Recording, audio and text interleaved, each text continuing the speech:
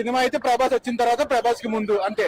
ప్రభాస్ కి ముందు మీరు రాకపోయినా పర్లేదు, కానీ ప్రభాస్ తర్వాత నుంచి సినిమా అలా ఒక ఫ్లిప్ అవుతుంది అనమాట. దానికి ముందంతా కంగువా చేసినట్టు ఉంటది. ప్రభాస్ గారు వచ్చిన తర్వాతే సినిమా, ప్రభాస్ గారే సినిమా. అంటే 40 నిమిషాలని చెప్పి మోసం చేశారు మమ్మల్ని. అయితే 20 నిమిషాలే ఉన్నారు, చాలా మోసం చేశారు. అది మాత్రం మోసం. ఏమైనా కట్ చేసిన సీన్స్ ఉంటే మళ్ళీ పెడితే మళ్ళీ వస్తాం, అంతేగాని ఈ సినిమా అయితే సినిమా లేదు.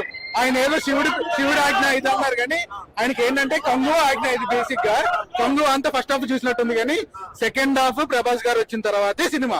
ప్రభాస్ గారి కోసం సినిమా. ఆయన స్క్రీన్ మీద ఇంకొంచెం ప్రభాస్ గారి అంతకు మించి సినిమాలో మంచి అన్న చెప్తున్నాను కదా. మోహన్ బాబు గారు యాక్టింగ్ చాలా బాగా చేశారు, అక్షయ్ కుమార్ గారు బాగా చేశారు. మోహన్ లాల్ గారు ఎందుకు పెట్టారో కూడా తెలియదు మాకు, అది వేరే విషయం.